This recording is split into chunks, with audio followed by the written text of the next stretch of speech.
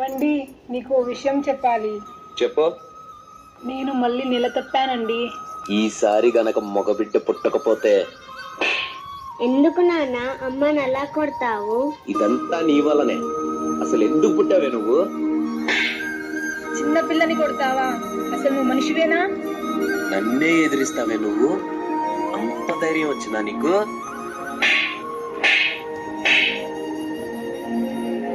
ఆకాశం తాకే నీ ఆక్రందనలు మనసారా వినువారెవరు?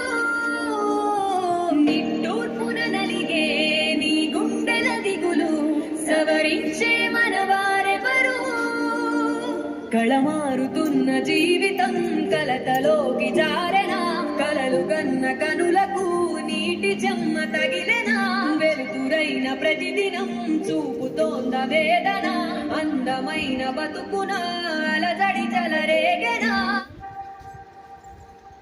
మగువా మగువా నీ మనసుకు లేదా ఏ విలువా? మగువా మగువా నీ తలరాతల చిరునవ్వులు కలవా? అలుసుగా చూస్తారు, లోకువ చేస్తారు, అనాది కాలంగా బలవెను నిందలు వేస్తారు, నిలువెలి వేస్తారు. ఆడనిగాను పొరబడి పుట్టావు. బ్రతుకు ముళ్ళ బాటలోను జతగా స్నేహితురాలైతివి. కన్నీళ్లు తుడిచే వేళ తోడబుట్టిన చెల్లివైతివి. వెనుక ఎందు రెలినప్పుడు వెన్ను తట్టిన భార్యవైతివి.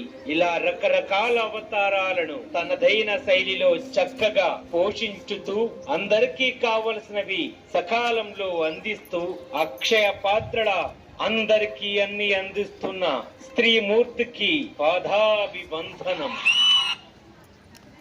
కొంచెం మందులు వేసుకోవాలి. నీళ్ళు తీసుకురావా? అబ్బా మా మొగుడు పిల్లల మధ్య ఎందుకు బతికే? బయటికి ఎక్కడికైనా వెళ్ళి చావచ్చుగా. ఇది నా ఇల్లే కదమ్మా. ఇక్కడ నుంచి నేను ఎక్కడికి వెళ్తాను చెప్పు? ఏంటి నీ ఇల్లా? యాండి యాండి చూసారా? ఇది మీ అమ్మగారి ఇల్లంట. అబ్బా ఏంటమ్మా, ఎక్కడికైనా వెళ్ళి బ్రతకచ్చు కదా, మాకు మనశ్శాంతిగా ఉంటది. రే నాన్న, నిన్ను వదిలేసి నన్ను ఎక్కడికి వెళ్ళమంటావరా? ఎక్కడికైనా వెళ్ళమ్మా, మమ్మల్ని ఇలా బ్రతకనివ్వు. చెప్పాడుగా నీ కొడుకు, ఇంకా బయలుదేరు. ఏ నోమునో చిందో, ఏ పూజ చేసిందో, పరమేశని వరము పొంది కురిసింది ఈ కన్న తల్లి తన శ్వాసతో బంధమల్లి.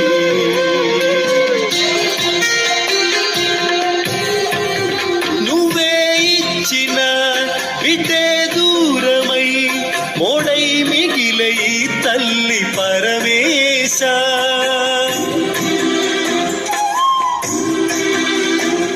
తల్లి కళ్ళలో పొంగే గంగతో గుండె తడిసిపోలేద జగదీశ. ఇటువంటి తల్లి నీకుంటే ఈశా, తెలిసేది నీకు ఈ తల్లి ఘోష. నీ కన్ను అది చూడదా, ఈ కంటి తడి ఆరదా? అమ్మా అమ్మా లేమ్మా, అమ్మా.